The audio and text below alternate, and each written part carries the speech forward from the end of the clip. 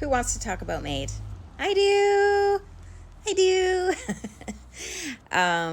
Yeah, I did a video a while ago about Maid, and it received a lot of comments, and rightfully so. It's a touchy subject.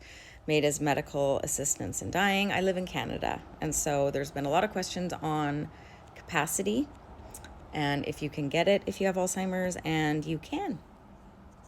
I have done a lot of research, and I've reached out to a lot of people and found out how they do it here. So essentially, there is a system that they've put in place for people with disabilities and dementia.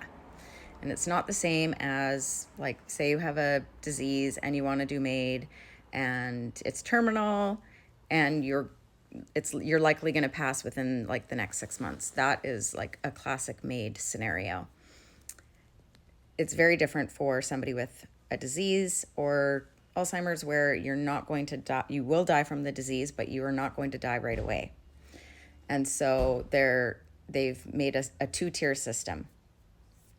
The system for Alzheimer's or disabilities is different. Apparently, it's a little harder to get, but from my understanding, you can apply now. I could apply right now and then not actually use it for years. And people keep asking, do you have to be fully cognitively intact at the time of administering the medication? And you actually don't. I'll start with, from what I understand the process is, if I was to apply right now and I have Alzheimer's and I'm not going to pass away for, let's say, 10 years, if I want to be cognitively intact at the time that they do the procedure, I can do that. In order to be approved, though, you apply now. You actually have a 90-day waiting period before you can even get an approval, which is different than the regular approval process for Maid. And that, I think, is just more of a security measure than anything else. They also have to educate you on on what they can offer you, like palliative care wise, comfort care, all that stuff.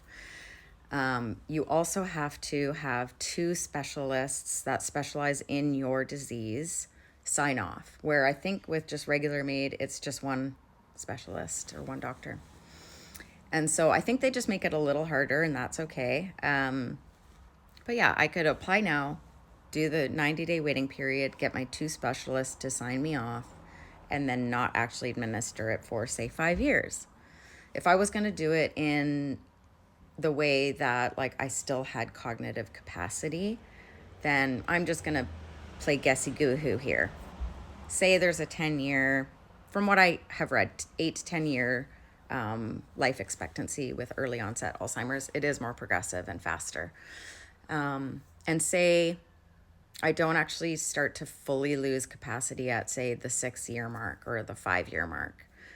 If that was the case, I would choose to do it at the 4.5 or 5-year mark.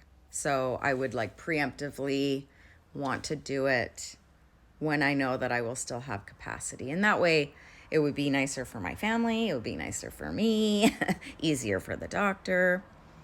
I know there was a lot of questions on if you had a POA, power of attorney, if they could essentially choose it for you if you had lost capacity, and they cannot. That is not a thing. They will not do that. But they do have the option in Canada here that you can sign off with your doctor at a foreseeable date that you both have chosen. And if at that date you don't have cognition, your doctor can do it with a pre-approval. So you can actually do it when you don't have cognition, but it has to be pre-planned with your doctor, and they have to be legally liable to, sign off on that right or whatever. So it's a process, and I feel a lot better about it because I do feel so much better when I have information. I'm seeing a social worker at my neurologist clinic next week, so I'll be definitely going over that. I also have a friend who is a physician, and he did some research for me, and so that's where I got a lot of that information. I also reached out to Dying with Dignity in Canada, and they gave me the same information. And then I also actually reached out to Maid in my city. I just did that last week, and they got back to me with the form. I'm not ready to fill that form out yet, but I have it. They have sent it to me, and essentially I have to refer myself. Like, I can't go through a doctor. I refer myself, and then I meet with Maid and go from there. So that's not something I'm going to be doing right away, but it's there in my back pocket. I know it's a controversial discussion, and I personally believe in everybody has the right to do what they feel is best for themselves and their family. And for me, being that I worked with Alzheimer's patients, I refuse to ever be in a home. I refuse to ever expose my family to this disgusting disease. It's disgusting. It's awful.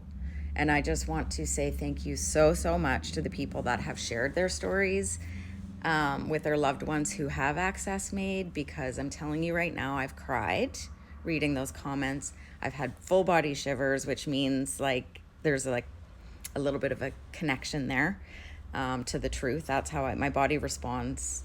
And I know that that's like my truth for me. And I know it's hard to share that stuff, and I just want to say thank you, because it actually makes me feel so much better. Like the stories of people laughing and having like the last day with their loved ones, and there's singing and movies, and like that just sounds lovely. Like to have a bit of grace, that's all I've ever wanted. You know, I think that's all anyone ever wants. And I'm sorry, I just refuse to wear a diaper. I'm not going to, okay? I'm not going to do it. So I said that to my daughter, my older daughter. I was like, as soon as I have to wear a diaper, it's done. We're done. I can't be cute and wear a diaper at the same time, right? So it's just not going to happen. Anyways, I will probably do a few videos on Maid, because it seems to be a fairly controversial topic and there's lots of questions. So ask away and I will answer.